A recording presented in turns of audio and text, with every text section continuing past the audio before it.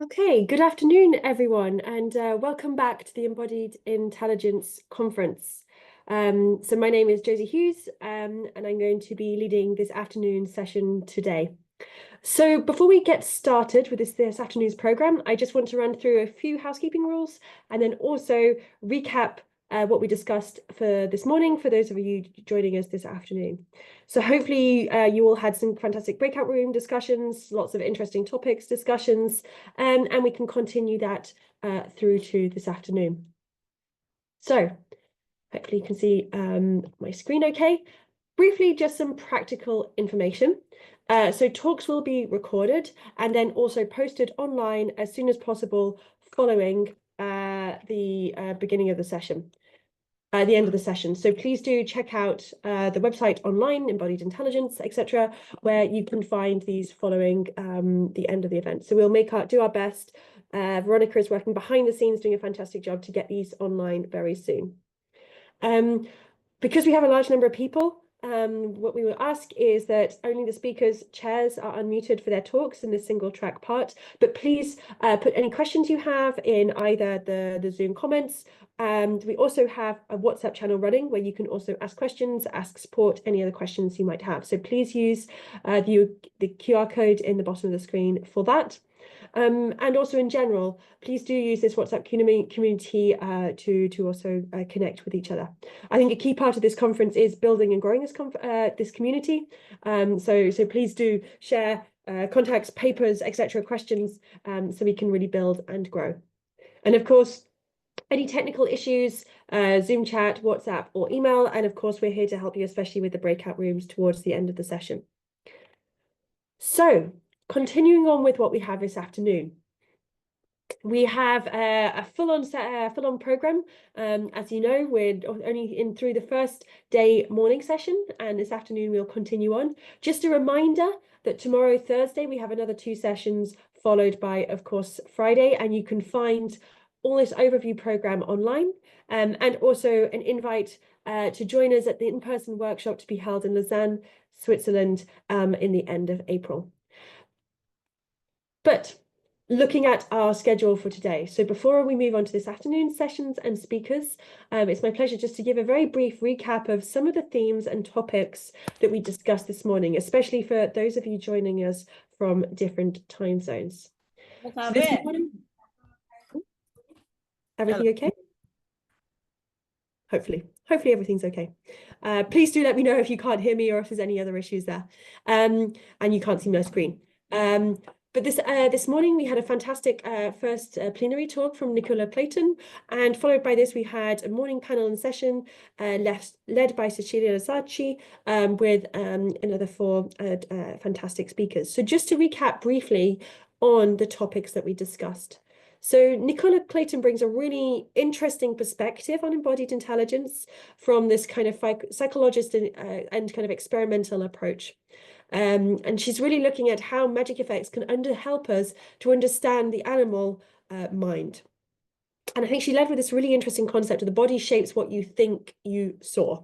So often I think we talk about from a robotics perspective how the body shapes how you think, and how you control, but actually she was saying the body shapes what you think you saw, and how embodiment enables this kind of memory time travel. It gives you this ability to go back in time and make predictions, and also kind of remember what has happened in the past. And she introduced this really interesting experimental approach she's focusing on with birds, specifically crows, jays, looking at these caching behaviors. So when you're storing food. And what she was interested in is this mental time travel to understand or look back in the past of what happened and when, and how birds use this for food and have some memory there.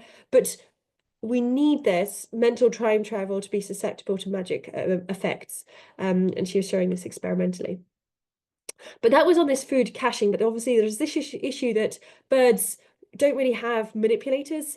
So to move to maybe more complex magic effects or more complex interactions with the environment when your embodiment is shaping your ability to interact with the environment, she was looking at instead working with monkeys. And this really idea that we need a shared biomechanical capability between maybe the demonstrator and the observer for a magic trip to understand it in others. So this idea that we need some shared biomechanic capability to understand how the other agent can perform and can be behaved.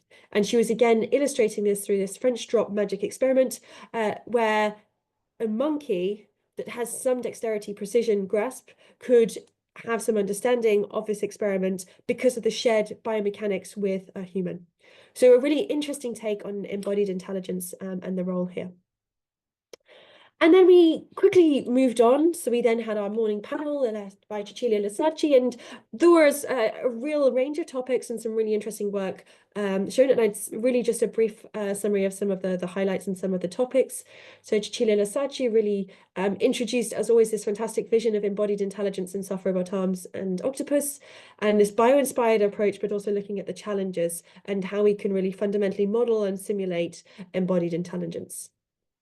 Moving on to Kento, a really kind of a change to this idea of kind of humanoids and exploiting constraints and intelligence through design, but now also kind of on this co-design or exploiting control for complex mechanical systems, from humanoids that can sweat to also cable-driven systems, repurposing limbs as manipulators. And what I really thought is how in his work, it's really exploiting the full body and also the full environment. So really trying to make constraints with the environment.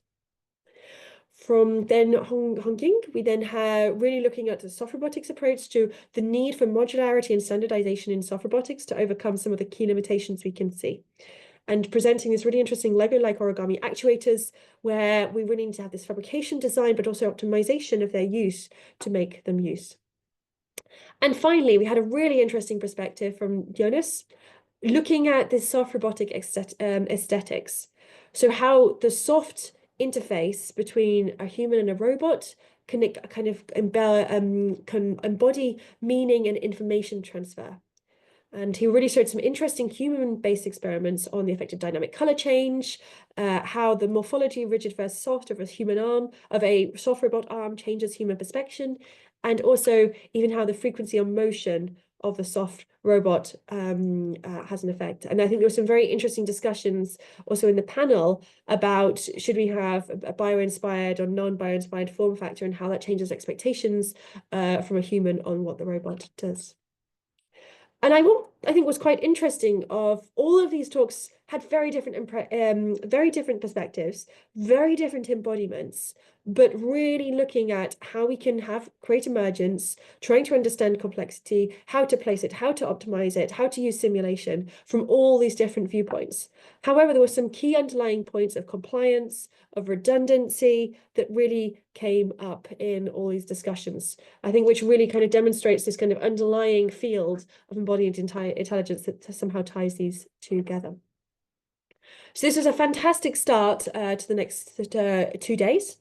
And it is my pleasure now to also continue on to this afternoon session, where we have another 2 plenary talks, and then we also have an afternoon panel and talk session led by Professor Josh Bongard.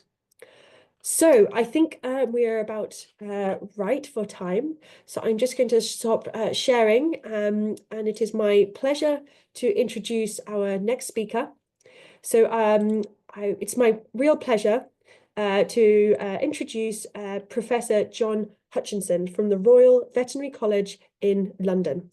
So John again brings us a whole new perspective, really looking at the biomechanics of locomoting animals from this really bio-inspired veterinary perspective. So I think this really nicely contrasts with what we had in this morning, really talking about the psychology and looking at animals in this way. So I'm really looking forward to your talk, John.